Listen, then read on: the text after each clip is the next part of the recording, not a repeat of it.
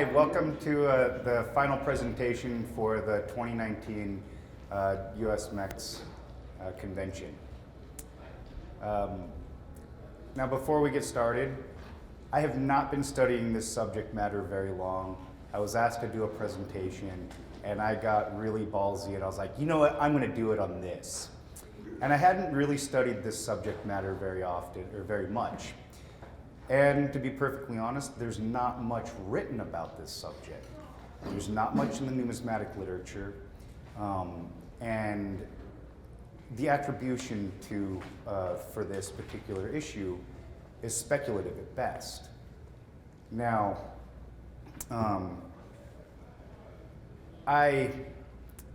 in my arrogance, thinking of my prowess as a researcher, I figured I could do this in a fairly short period of time. Boy, was I wrong. So there are not going to be any epiphanal moments here. This is going to be something where I'm presenting some information, things that are too much of a coincidence to be a coincidence, but I don't know what the significance of them are. And so I'm going to present some information, and we're going to have an open dialogue about it and throw some ideas around and talk about this subject, because there's a lot of speculation, and some of the speculation I just flat out don't agree with. I think it's wrong. But there are things that that don't make any sense as to what's going on here. So the subject is the key countermarks tentatively attributed to Cuba. Now, many people, not many people, but some people believe these countermarks are of Mexican origins. Many people believe them to be Cuban. Well, and in doing my research, I found connections to the US, I found connections to Great Britain, I found connections to Mexico, and I found connections to Cuba. So, let's get started. So, Cuba, in doing the research that I've been doing, is often referred to as Queen of the Antilles and key to the Americas. It's the largest island by far in the Caribbean, and it was one of Spain's last colonies, finally going to the US after the Spanish-American War. Now, Cuba is only about 80 miles away from Florida. It's really close. And the closest point, or the closest point on Mexico and to the closest point on Cuba is about 125 miles. Again, that's not very far. You could easily get on a ship and beat a Mexico in a day or two. I mean, it's not very far. And there are all kinds of references to exiles going to Cuba, or going from Cuba during the War for Independence in this time period and before. They were going to Mexico, they were going to the US in places like Key West, New Orleans, New York. And they had started clubs for these insurgents, or the exiles had started clubs trying to gain support for the independence and trying to raise funds and get volunteers and things like that.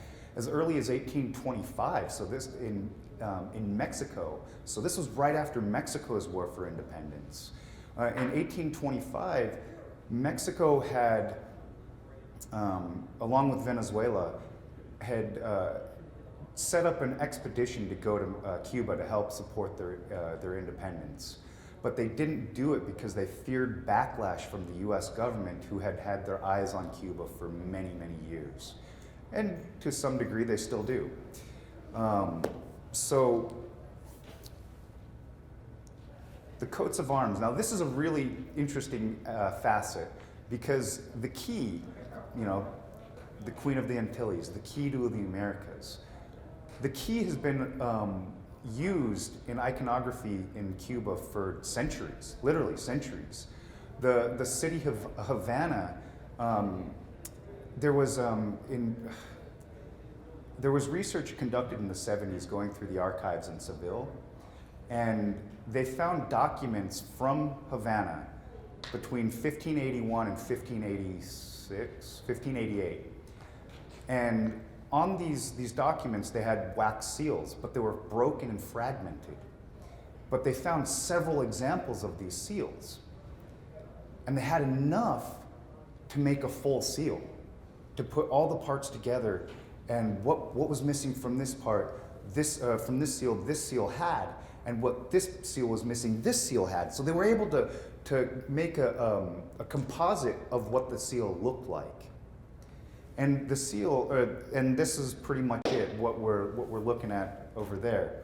And the three castles represent the three towers, or the three castles that helped protect the city of Cuba. In 1591, Havana raised to the status of city. It was an official city by the Spanish government in 1592. So now that brings us to the next coat of arms, which is the National Coat of Arms of Cuba. That was adopted in 1906, but that is not the first time it was used. And again, you see the key. The key is a very important aspect here. This is the whole subject matter of what we're talking about here, is the key.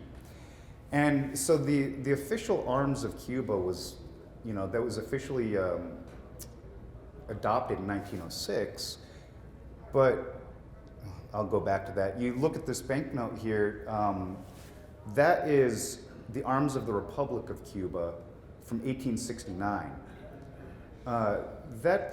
That's a long time before the national arms were adopted and before it became the Republic of Cuba. Well, this was because the insurgents had used it, and that's what they chose as their arms. Now, going back to these, there's various iterations of these, but they all share a lot of the same details. Now, here's another banknote from the Republic from 1869, and the flag is Carlos Manuel de Céspedes. I'm horrible with the pronunciations on these, but he was actually the person who called for the Republic, or called for the revolution and called for independence. Grito de Yara, the cry of Yara. When Céspedes declared independence, he freed his slaves on his plantation. They went to the the small town of Yara, which was nearby, and they started working on the revolution and getting support and getting other plantation owners to free their slaves and to start revolting against the Spanish. And that was on October 10th, 1868, when that happened. So now this is going to be really quick. We're almost done with what I'm talking about. So this is, like I said, no epiphanal moments here. Now, as far as I could tell, there's two varieties of the key counter marks. There's the long key variety and the short key variety. I've been told that there's as many as 4 varieties, which would be the long key, the short key, and then 2 quasi-short keys, which would also might be considered as medium keys. When I was studying the images, here's the short key variety. Now, the long key is very easy to distinguish between the short key very clearly because it's much longer than that. But if you only have a partial, if you look at the blow up right at the center, right here, that's a characteristic on the long key that's always there. And that's how you can easily identify it as that. The short key, on the other hand, is a little bit more difficult. And as I was studying these, ones I had separated out as possible examples of the medium key, all turned out to be the short key. They were just different die states of the punch themselves. You had die filling, die breaks, die cracks, things of that nature. But they were in fact the same key. So I know this isn't a lot of information. I really only started going through this a couple of months ago, and boy was it really difficult to find information. Now, the Krauss book attributes these to the Cuban Revolutionary Fund. I simply don't believe that's correct. Though the Cuban Revolutionary Fund was an actual organization, it was something that actually happened, but it was later. Harper's Weekly was like a weekly newspaper that they published all kinds of content from all over the place. You had people traveling abroad and looking at the world and writing and publishing these things. In an edition from 1895, they specifically talked about the Cuban Revolutionary Fund, but in the context that it had started only a couple of years prior to that article, which puts that out of the countermarking action and out of the War for Independence. So, though it was something that was legitimate, I think it didn't have anything to do with what was going on. And I've heard that, I've been told that these keys are attributed to Mexico. Now, I don't know if these are Mexican or not. The vast majority of them tend to show up in Mexico, and primarily on Mexican coins. 25 cents, 50 cents, pesos, those size denominations. But they do occasionally show up on US coins, US quarters, US halves. In a British consular report written to Parliament, it was published in May of 1872. As of February 21st, 1871, there was no silver crown, no silver dollars in circulation in Havana, at least for 3 years. So from the onset of the war, large silver had just disappeared. And the most common coin in circulation at that time, the most common silver coin in circulation was the US dime, which is more perplexing because if these were Cuban, why wouldn't there be more dimes? Why wouldn't there be dimes with countermarks? So I don't know. The more interesting information that I've found, the more questions I have, and more unanswered questions, and the further down the rabbit hole I go. So I'm looking at other consular reports from Britain. I'm looking in mint reports to the U.S. The annual report to the mint director are invaluable tools. The U.S. government and the British governments had agents all over the world checking out what other mints were doing, what kind of machinery they were using, what kind of products they were producing. There's information that I found in the annual mint reports that had you came up to me with an example of one of these coins and told me that this is what it was, I would have said, no, this is a forgery. It has no numismatic value. In particular, in the 1902 mint report, I was doing research on an unrelated subject. It was on an Italian coin. And in the report in 1902, they talk about the Rome Mint and the archives at the Vatican, the collection at the Vatican.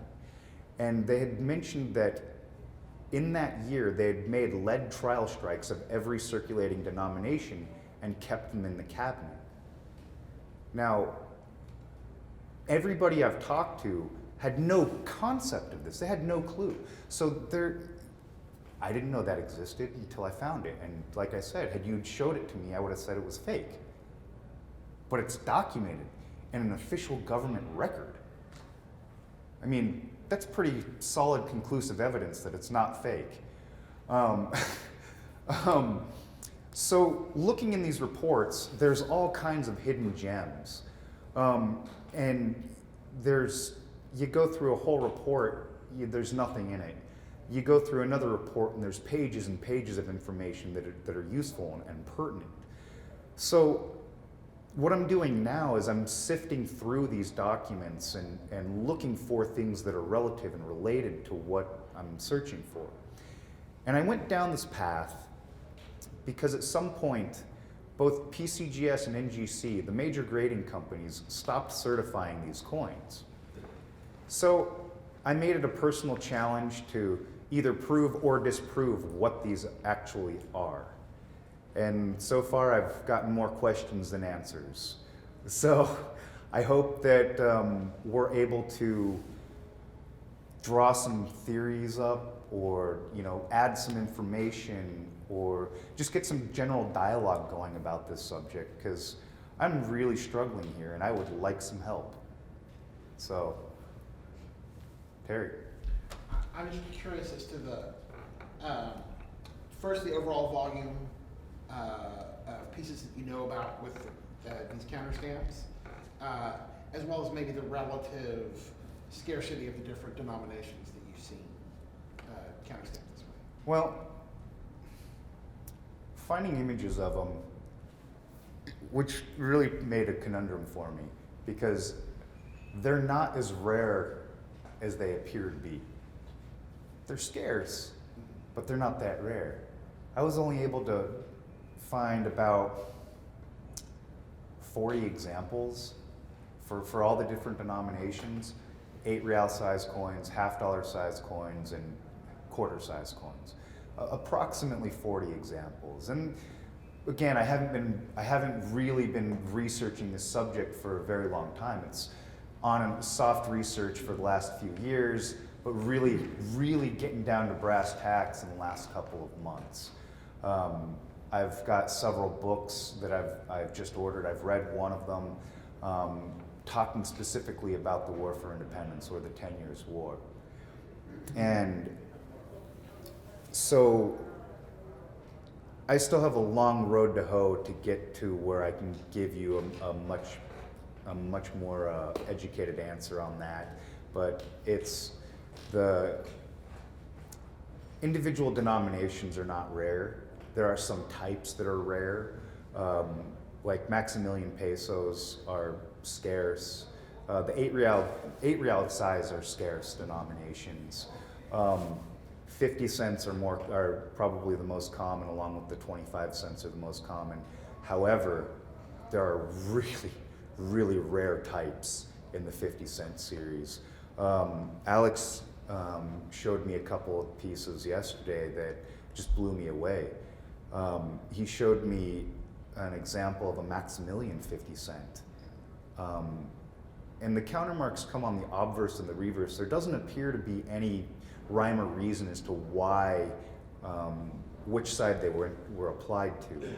They just kind of stamped them at random. Some have 2, some have 3, some have 1 on each side. So it's really kind of willy-nilly the way they went about it. And so I have no idea where or how that relates to the issue. Brad, sorry. Yeah. I would think it would also be useful to know the specific date range that you see. Do you have nothing past 1877. So the war ended in mid-year of 1878, but nothing seems to be later than 1877. There are even colonial bust issues with these counter marks on them. So it's certainly interesting. Most of them are Mexican Republic issues. Then you've got a few that are on U.S. coins and a few that are on Maximilian issues, but the vast majority on them are First and Second Republic issues. First and Second Republic issues. And it seems like, I'm sorry. Actually, Paul. Kyle, what do you think these counter marks meant? Is it simply just a political statement from the insurgents, or I Or is don't- it something else altogether different? I don't know yet. I'm still working that out. I mean, really, the only thing actual coin related that I've found has nothing to do with the counter marks. It talks about how, and it was in the same 1872 report, where the most common coin in circulation was the US dime. There was no crowns in circulation, and that Spanish gold had a premium. Instead of an 8 escudo being worth $16, in Cuba it was worth 17. And the 4 escudo, the 2 escudo, and the 1 escudo all had relative premiums to them. Because they needed the specie. They're an island nation. They have no large source of gold or silver. They have copper mines, but that'll only get you so far. Then you'd have to start making coins like Sweden, where you've got plates like this big, but that's just impractical. So I don't know what the meaning of it is. I mean, it's certainly, it's iconic Cuban, I mean, the key is just ingrained in Cuban culture. It is there. It is throughout the centuries there. So I don't know if it's, I mean, the 1872 report would make it contradictory to say that these were only made in Havana because the arms of Havana have a key on them. Well, there was no crowns in circulation, so that kind of puts that out the window. Now, the insurgents had control of the eastern side of the island, and the royalists had control of the western side. And there were certain parts of the city, or of the country, where they would go back and forth between being under insurgent control and under royalist control. But for the most part, it was basically east and west. So. Kyle, is there any indication that you found where even somebody possessing these coins would suffer punishment or death? I haven't found anything yet. I have had correspondence with 2 collectors that are very, very knowledgeable about Cuba. One didn't know what they were. He would like them to be Cuba, but he is totally unsure of their attribution. And the other one is he's convinced they're Cuba, but can't definitively say that they are. He's found an example in Cuba, and the information that he presented me was the same information that I found, was talking about the 10 Years' War. Now, during the 10 Years' War, there was a lot of interaction from other people. Like, there was a lot of interest from Mexico and the US. There was a lot of support. You had generals that were fighting in Mexico's war for independence, both on the insurgent side and the royalist side, that had switched sides and went and joined the insurgents in Cuba to help gain their independence. You had generals from Santo Domingo that had joined the insurgents in Cuba. You had Civil War generals and Civil War personnel from the US that went down to Cuba and became military personnel in the insurgent army. So I don't know, I haven't read anything as of yet, but I can tell you that I don't think it would have really mattered, because the Spanish were just totally brutal to the insurgents. And the actual worst aspect of that were the volunteers. There were volunteers from Spain that volunteered specifically to go to crush the insurgency in Cuba. And they were just absolutely despised and hated. No quarter given, or no quarter asked, no quarter given. They was just like, you're a volunteer, you're done. But if they were Spanish, if they were Spaniards, like military Spaniards, it was a little bit different. They were still brutal, but they weren't as hated as the volunteers were. So, yeah. You have talked about both the short key as well as the long key. Yes. Are there any differences in dates that you would find for those two, or differences in where you would be finding, geographically one of those type of coins versus the other type, or are they not? No, distinguished? it appears that they were being struck concurrently, but I have not found any that have both types on them. You have ones that have multiple countermarks, but they all seem to be the same countermark. Now, if you had one that was a long key over a short key, or a short key over a long key, or you had a short key on one side and a long key on the other side, and one was flattening the other, that could give you a much clearer time frame. But I know of no examples like that.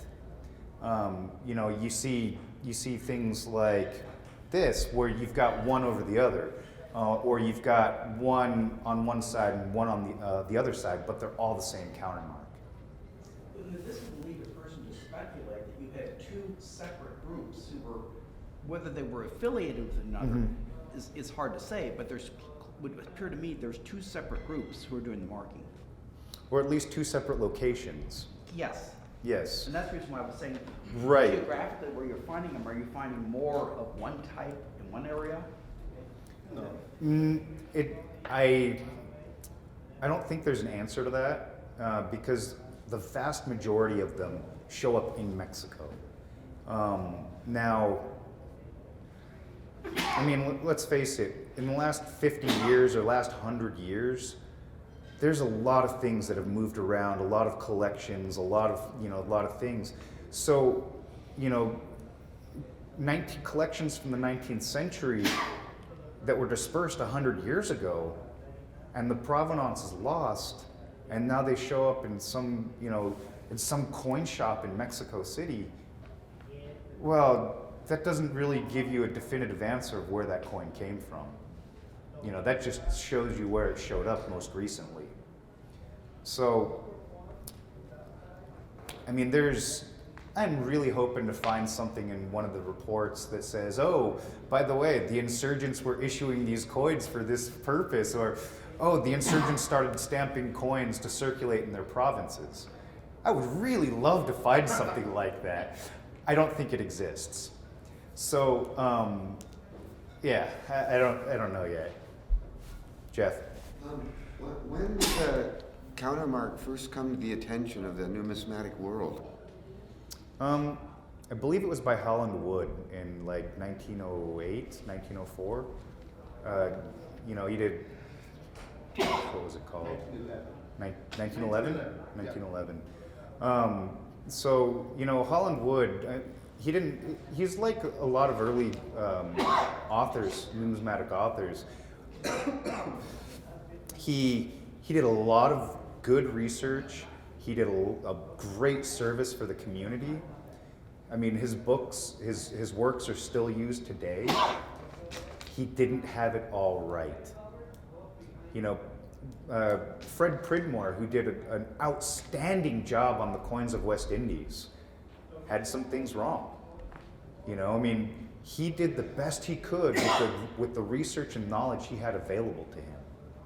And that's the same with Holland Wood and all of the guys that were researching prior to today. I mean, these guys are doing the best they can with what they've got. And, in some instances, they're drawing conclusions on very, very, very little information. So, yeah. Well, he would have been doing most of his work in Mexico, so.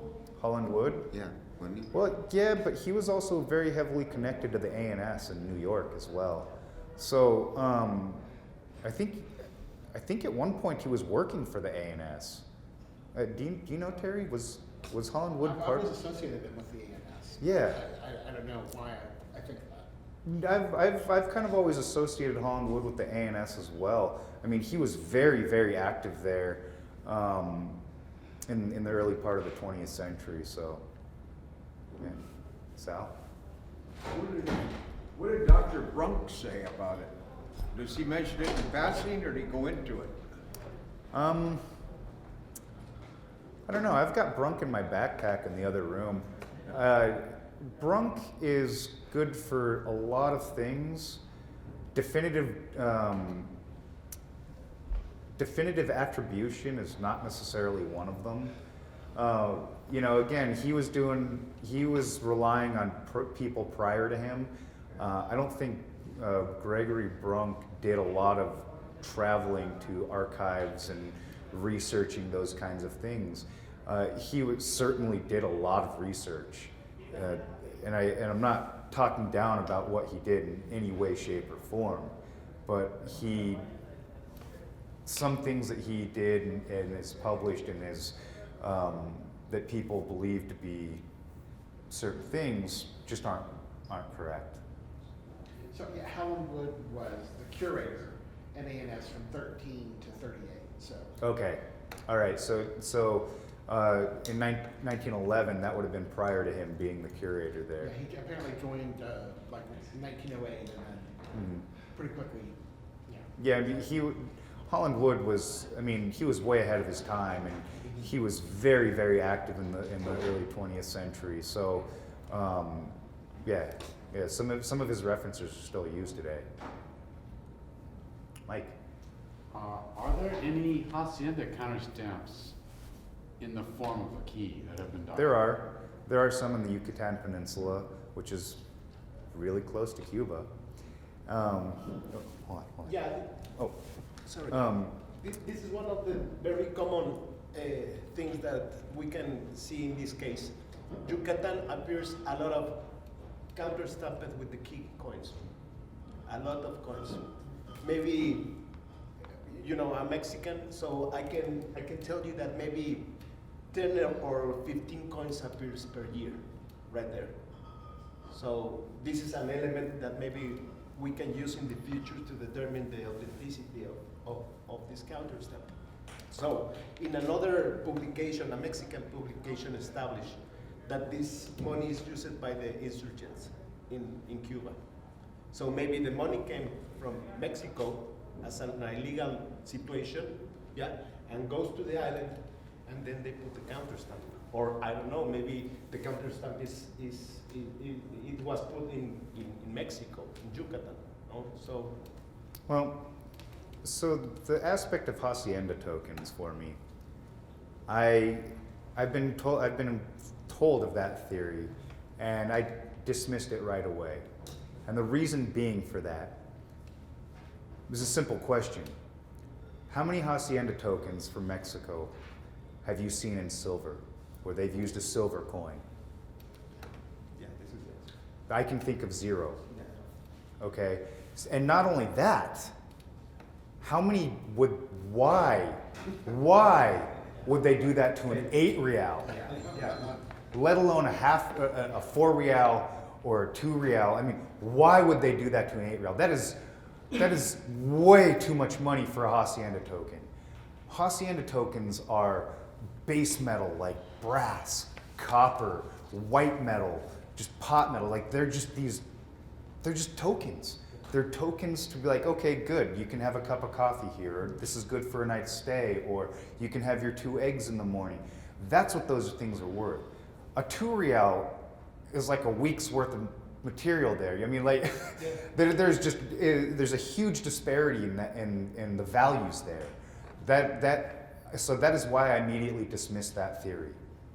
That just makes absolutely 0 sense to me. When countermarks are applied and they see circulation like these did, they were done for a very specific reason. Not someone just screwing around, not someone trying to screw somebody, but it was done for a very specific reason. And that's what I'm trying to figure out. Just, from visual examination, it looks to me like the long key version is of significantly superior workmanship. And then, of course, there could be where with the examples, but I know this looks like a more refined stamp that was used, whereas the other one reminds me a whole lot more of what I would, the workmanship quality I might think of a merchant's punch. I mean, the other possibility, and this is total speculation, is Yucatan being so close, somebody might have gotten a punch that had been used on the Yucatan, or yeah, I mean it's a day away, so they could have used a similar punch or even a punch that had come from the Yucatan to mark their coins, because it's like, oh, well, we're using a key. I've got one of those from when I was working over there. Do you have any? Have you seen this on contemporary counterfeits? No, I have not seen it on contemporary counterfeits. Yeah. Okay. So. Maybe they were used like 17th century cinquentina that got you a special passage, or like having a platinum credit card or something, and you had to show that. I'd thought about that, because that wouldn't be the first time that that's happened throughout history. Yeah. There are coins in China that were made in the early 20th century where, and this was right before the revolution, the 1911 revolution, where some of the coins, like, these are the coins of the insurgents. These are the coins of the guys who want to become a republic and don't want anything to do with the Qing dynasty. And if you got caught with one of those, you were in deep shit. So that, I thought about that, but again, it's inconsistent. The coins themselves are inconsistent for that. If they were doing that, they would have done something, they would have done all 2 reals. They would have done all 4 reals. They would have done all copper coins, for that matter. This is a fighting force that was going on during that time period, and they were fighting tooth and nail. They were just so badly outnumbered, but they were able to just be a consistent thorn in the side of the Spanish for 10 years. I mean, some of it was really humorous. One of the signature forms of attack that the Cubans incorporated was guerrilla warfare. And they were just a ragtag team of people. Most of the time, the groups were 200 men or less, fighting against a garrison, or fighting against, 500 people here, or 500 Spanish here, 1,000 Spanish here. And they were using these guerrilla tactics. And, they'd sack them, they'd confiscate whatever supplies and weapons they could. Not everybody got a gun, not everybody got a uniform, not everybody got a horse, but everybody had a machete. And so that was the primary weapon for the Cuban insurgents, was their machete. And they'd go out like the American Indians on horseback and just yipping and yelling and just striking fear into their enemies. They'd go and hack up they'd hack up the Spanish and get the hell out of Dodge. And they were doing these hit and run tactics, and was forcing the Spaniards to flee. There was even a complaint in one of the Spanish garrisons. I mean, these are trained soldiers, that they were complaining about the insurgents, like, we're never gonna be able to beat them. Like, what the hell? You are significantly outnumbered, and you're able to drive one of the most advanced military forces on the planet back continuously. I mean, that's just so much tenacity. So I'm just barely scratching the surface here, and I have a lot of resources that I need to gather and scour and go through before I can come up with anything of substantial use. Is it known that there was, say, a significant group of insurgent and insurgent sympathizers in the Yucatan at that time? See, that's a little bit more difficult for me, because I'm not very good with Spanish, which sucks. But there were lots of sympathizers in Mexico. One group in particular was called the Black Eagle Society. They were very active in the 1840s. They were consistently raising funds for, it involved Cuban exiles. And so they were constantly raising funds for the the exiles in Mexico were raising funds for the Cuban effort. You know, and that's just one. There were multiple societies and exiles in Mexico. Some in Mexico City, some in other parts of Mexico. But there were also societies in New Orleans, Tampa, Key West, New York, Boston. So I mean, like there were these guys were very active, and you had high personnel from the Cuban Republic that were visiting these places, trying to be like, hey, we help the war effort. You know, your contributions are helpful, and you know, some places they'd get $200. Sometimes they'd get $1,500, and one time they got $72. So they were getting these contributions, and there was a lot of support for these people, and there was a lot. The U.S. government had even contemplated getting involved in that time period, but they didn't because they're like, well, you know, we really don't want to mess up our relations with Spain, and you know, we're gonna try and like let this ride out, and but ultimately, I mean, they got involved in 1895, 1896, and the Spanish-American War happened, and well, you know. I mean, I just mentioned the Yucatan specifically because we were talking about, it seems to be there's a density of them there. And because of it seems like the vast majority are Mexican coins on which these stamps appear. So it's not as though there would be groups in the U.S. stamping these there. Then you would think that there'd be a lot more U.S. coins with these. Right. Whereas I can understand that there's a few U.S. coins because, of course, there's a few getting down into Mexico. And stamping those. I'm just thinking out loud about it. No, that's why we're here. But yes, I mean, there are so many. I have so many more questions than I did before, and very slowly I'm finding information, but nothing concrete yet. Paul? Do you think that the fact that most of these have been found in Mexico would kind of lend to the idea that there's a Mexican origin instead of a Cuban origin? Yes. See, I want to believe these are Cuban. I do believe they're Cuban. I'm not convinced they are. I do believe that they're Cuban related. Now, what that relationship is still unclear. But I mean, the key is very iconic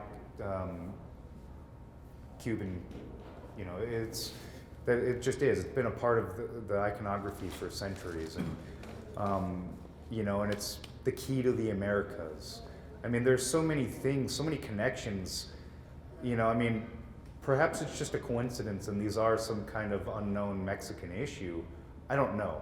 I'd like to think that there's more to it than that, but I just don't know at this point. And that's why I'm conducting the research, and I'm damned if I'm going to be able, if I'm not going to be able to prove it one way or the other. So stay tuned. Yes. You have pursued an argument that this is related to the revolution. Is it possible that these have no connection with the revolution except maybe timing, particularly if they came out of Mexico? And is there a possibility that these are being marked for some commercial purpose? Maybe Absolutely. advertising or? Absolutely. That is absolutely a possibility. I don't subscribe to that one, but that's absolutely a possibility. And until I find some concrete evidence or, you know, some newspaper clipping from 1875 that says, oh, you know, hey, I got this coin in circulation, you know, it's like, oh, it's kind of weird. You know, it's used for the Cuban Republic, you know, it's like, oh, shit, you know, but I haven't come across anything like that. You know, so right now, I mean, the very best, this is speculation. The attribution to Cuba is speculation. The attribution to Mexico as a hacienda token is speculation. Any attribution right now is purely speculation. There's no confirmed documentation for this. The attribution in KM, which is for the Cuban Revolutionary Fund, is wrong because it's the wrong time period. None of the coins are dated after the War for Independence, you know, which if it was for the Cuban Revolutionary Fund that was in the 1880s or the 1890s, you'd certainly have some coin, 1780, 1781, something like that in early 80s, but we don't. They all fall within the range of the War for Independence. Or most of them fall in the range for the War for Independence. There are a few that are earlier, but that's to be expected. So, yeah. Mike. This isn't directly germane to the coin itself, but the U.S. attitude towards Cuba was very ambiguous in the 1800s and changed a lot and was never really united. Before the Civil War, Cuba was a slave society and the American South was a slave society. And there was many Southern American politicians who wanted to add Cuba to the American Manifest Destiny. Mm-hmm. For this opposite reason, many Northern American politicians did not want to add Cuba to the American Manifest Destiny because it would throw off the balance between the North and the South in the favor of the South. Yes. That kind of dwindled after the Civil War when, of course, the slaves were freed in the U.S. The slaves were freed, you didn't comment on your talk, I believe in 1868 the Spanish government freed the slaves in Cuba. Yes. So that whole aspect of it was... Actually, it was done before that, but it didn't really come into full effect. They actually freed the slaves in 1878. No, 1876. They freed the slaves and they called them emancipados. But it didn't really come into full effect until much later. There was a lot of policy change during the War for Independence that didn't quite get executed. There's documentation that there are these certain things that happened and that they did this and they did this and this was agreed upon, but it just didn't come to fruition on the actual execution of it. So the slaves were actually freed during the War for Independence, and they were trying, like, okay, if you guys surrendered right now, anybody who was a soldier in the Cuban army is free to go. They're not going to be discriminated against. They're not going to be harassed. They're just, you're done. You're laying down your arms. This is over. But if you were an officer in the Cuban army, there was no way to get around it. You were going to get tried and executed or sent to prison, depending on what your roles were. And that's documented, that they wanted to free the slaves, and that the insurgents could go free as long as they surrendered. And actually, at the time that they surrendered, or at the time that they, the name of the treaty, 1780 or 1878. There was a small faction of revolutionaries that just didn't want it. They're like, no, that goes against everything we've been fighting for these last 10 years. So they continued fighting for another year or two. And then it finally got stamped out, and they either left Cuba, or they gave up, or they just disappeared. So.